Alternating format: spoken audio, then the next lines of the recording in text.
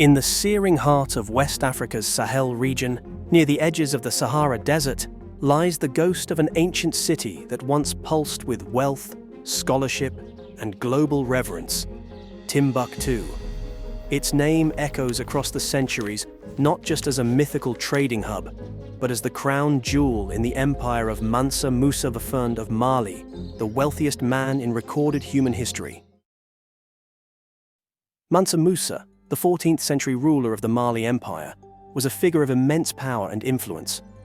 His dominion extended over a vast territory rich in resources, particularly gold. This extraordinary wealth was famously displayed during his pilgrimage to Mecca, where his lavish spending caused economic ripples that were felt across continents. The sheer scale of his opulence left an indelible mark on the regions he passed through, showcasing the might and prosperity of the Mali Empire. However, Mansam Musa's legacy extends far beyond his material wealth. He was a devout Muslim, and his pilgrimage deepened his faith and commitment to Islamic scholarship. This devotion led him to transform the city of Timbuktu into a renowned center of Islamic learning and culture. Under his patronage, Timbuktu flourished, attracting scholars, architects, and artists from across the Islamic world.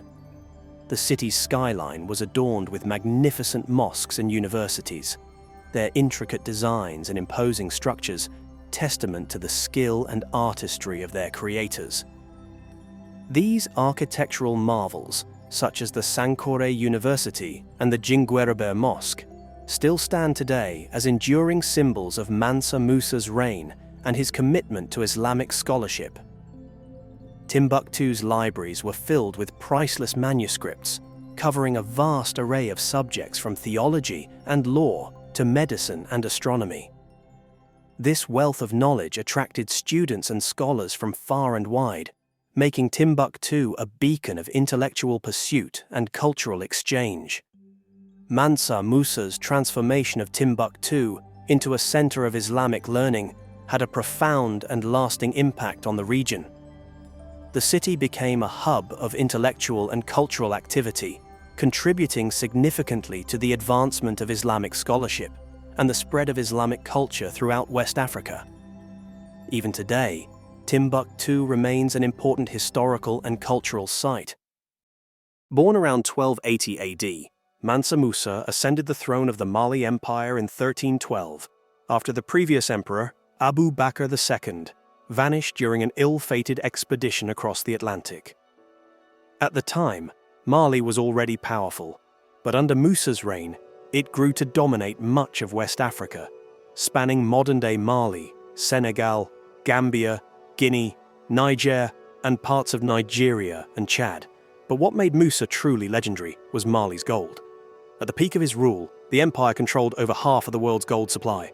Gold was not just currency, it was power, it was politics, it was prestige. Musa had all three in divine abundance. In 1324, Musa undertook his famous Hajj to Mecca, traveling with a caravan of 60,000 people, 100 camels each carrying hundreds of pounds of gold, and countless servants and soldiers. He distributed so much gold along the way, especially in Cairo, that it caused hyperinflation in Egypt, destabilizing their economy for over a decade. That single act alerted the wider world to the existence of a fabulously rich African kingdom. Although Timbuktu had existed as a seasonal settlement since the 11th century, it was Mansa Musa who made it flourish. He recognized its strategic value at the confluence of trans-Saharan trade routes. Musa poured wealth into developing it, transforming a caravan outpost into a bustling metropolis. At the height of its glory, Timbuktu was a city of stone mosques, grand libraries, and lively markets. Musa commissioned the construction of several grand buildings, the most iconic being the Jinguereber Mosque, built in 1327 by the Andalusian architect Abu Ishaq es-Saheli. A masterpiece of Sudano-Sahelian architecture, made from mud brick and wood, it remains standing today.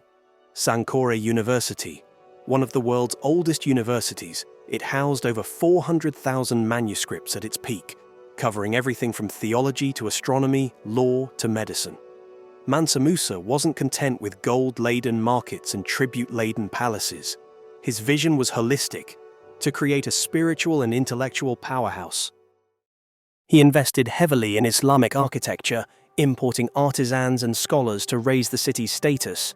The mud brick structures of Timbuktu were designed not only to withstand the heat and shifting sands of the Sahel, but also to symbolize divine order and the emperor's piety. More importantly, Musa's wealth funded education. The Sankore Madrasa, the Sidi Yahya Mosque, and the Sidi Yahya Library turned Timbuktu into an African Alexandria.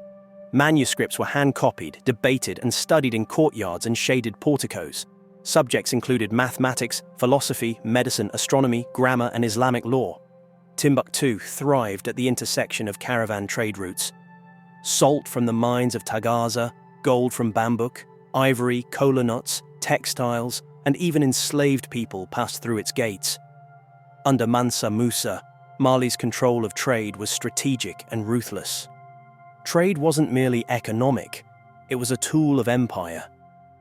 Timbuktu became a hub where Berber traders from the Maghreb, Arab merchants from the east, and local Soninke and Manda traders met, haggled, and exchanged goods and ideas. The city minted its own currency in gold dust, regulated by weight with precision scales.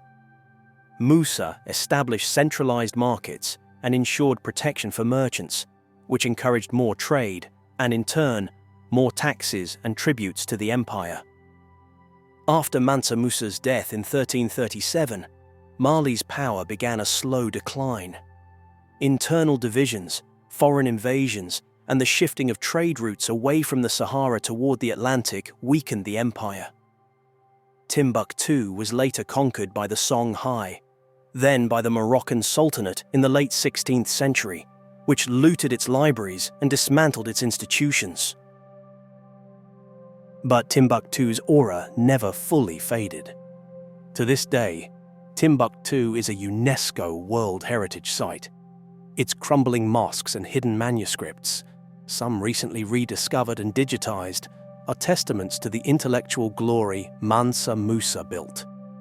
Timbuktu may now be synonymous with the ends of the earth, but in the 14th century, it was the center of the world. Mansam Musa's wealth was so vast, it defies modern comparison.